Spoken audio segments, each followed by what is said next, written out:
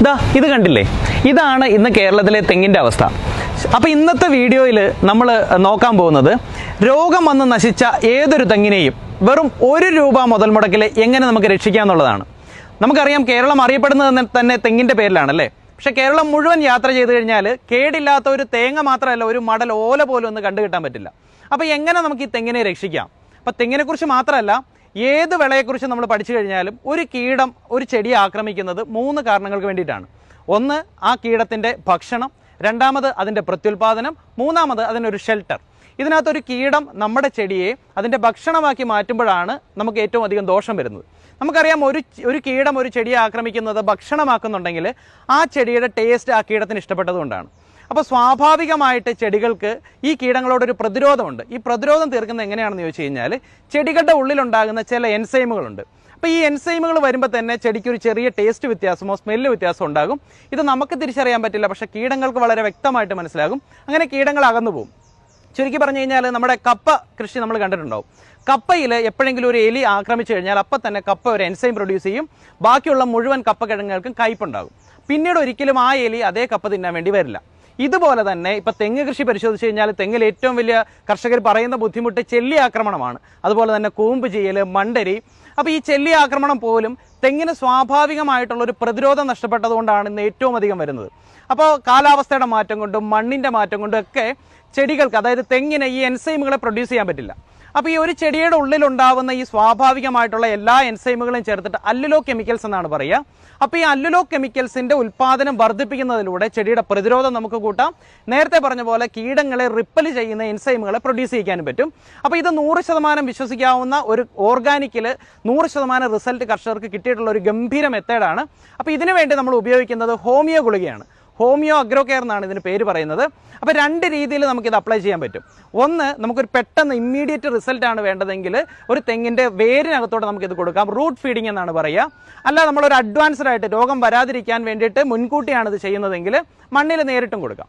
അപ്പോൾ ഇത് root feeding ചെയ്യുന്നതിനായിട്ട് 1 litre വെള്ളത്തിൽ 2 ഗ്രാം ഹോമിയോ ഗുളിക നമുക്ക് മിക്സ് ചെയ്തെടുക്കാം. അത് ഏകദേശം ഒരു 240 ഗുളികയോളം വരും.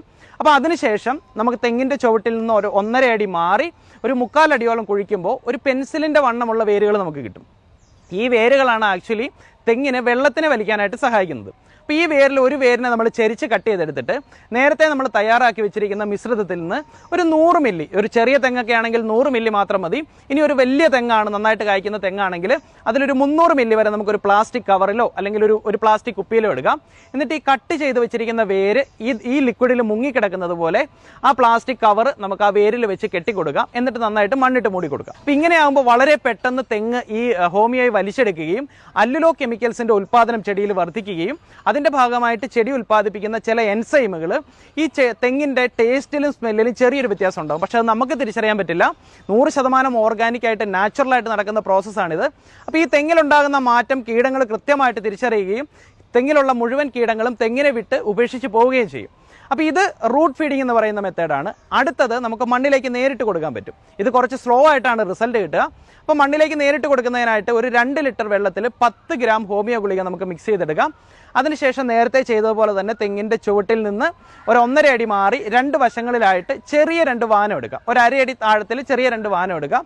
ഇതിനകത്തേക്ക് ഓരോ വാനത്തിലേക്കും ഓരോ ലിറ്റർ വീതം നേരത്തെ മിക്സ് ചെയ്ത് വെച്ചിരിക്കുന്ന മിശ്രിതം നമുക്ക് ഒഴിച്ചു കൊടുത്തിട്ട് മൂടിക്കൊടുക്കാം. ഇത് വളരെ പതുക്കെ ആയിരിക്കും റിസൾട്ട് തരിക. പക്ഷേ ഒരു അഡ്വാൻസ്ഡ് ആയിട്ട് ചെയ്യുമ്പോൾ, ഒരു പ്രതിവിധി അല്ലെങ്കിൽ ഇനി രോഗം വരാതിരിക്കാനായിട്ട് ചെയ്യുമ്പോൾ ഈ രീതിയിൽ ചെയ്താലും നമുക്ക് റിസൾട്ട് കിട്ടും. അപ്പോൾ എന്ത് തന്നെയാണെങ്കിലും ഈ ഒരു പ്രോസസ്സ് ചെയ്ത് കഴിയുമ്പോൾ തന്നെ ചെല്ലി ആക്രമണം, കൂമ്പ് ചെയ്യൽ, മണ്ടരി ഇതുപോലത്തുള്ള രോഗങ്ങൾ മാറുമെന്ന് മാത്രമല്ല തെങ്ങിൻ്റെ പ്രൊഡക്ടിവിറ്റിയും ഗംഭീരമായിട്ട് വർദ്ധിക്കുന്നുണ്ടാവും. കാരണം എൻസൈമുകൾ ഈ രോഗപ്രതിരോധത്തെ മാത്രമല്ല പ്രതിനിധാനം ചെയ്യുന്നത്, മണ്ണിൽ നിന്ന് വളം വലിച്ചെടുക്കാനും വെള്ളം വലിച്ചെടുക്കാനും ഇതിനെ കായ്ഫലമാക്കി മാറ്റുന്നതിനും നല്ല ടേസ്റ്റുള്ള, നല്ല വലിപ്പമുള്ള, വെയിറ്റുള്ള തേങ്ങകൾ നമുക്ക് കിട്ടാനായിട്ട് സഹായിക്കും. അപ്പോൾ ഈ വളരെ ചുരുങ്ങിയ വിലയ്ക്ക്, ശരിക്കും പറഞ്ഞാൽ ഒരു തെങ്ങിന് ₹1 താഴെ മാത്രമേ ചിലവ് വരുള്ളൂ. അപ്പോൾ ആ ഒരു മെത്തേഡ് നിങ്ങൾ എല്ലാവരും ട്രൈ ചെയ്ത് നോക്കുക. ഇനി രോഗബാധ ഇല്ലാത്ത തോട്ടമാണെങ്കിൽ കൂടെ നമുക്കിത് അഡ്വാൻസ്ഡ് ആയിട്ട് ചെയ്തു വെക്കാം. രോഗപ്രതിരോധ ശേഷി കിട്ടുകയും ചെയ്യും, അതോടൊപ്പം തന്നെ ഒരു ഗംഭീര വിളവും കിട്ടും. അപ്പോൾ എല്ലാവരും ഇതൊന്ന് പരീക്ഷിച്ച് നോക്കുക. എന്നിട്ട് നിങ്ങളുടെ പരിചയമുള്ള കർഷകർക്കും കൂടെ ഒന്ന് റെക്കമെൻഡ് ചെയ്ത് നോക്കുക. തീർച്ചയായിട്ടും നല്ല റിസൾട്ട് കിട്ടുമെന്ന് ഉറപ്പാണ്. ഒരുപാട് കർഷകർ ഇതിൻ്റെ റിസൾട്ട് ഇപ്പോൾ തന്നെ അനുഭവിച്ചിട്ടുണ്ട്. അപ്പോൾ എന്തായാലും മറ്റൊരു വിളയുടെ വിശേഷങ്ങളുമായിട്ട് മറ്റൊരു വീഡിയോയിൽ കാണാം. അതുവരേക്കും ഇവിടെ പറയുന്നു, താങ്ക് യു.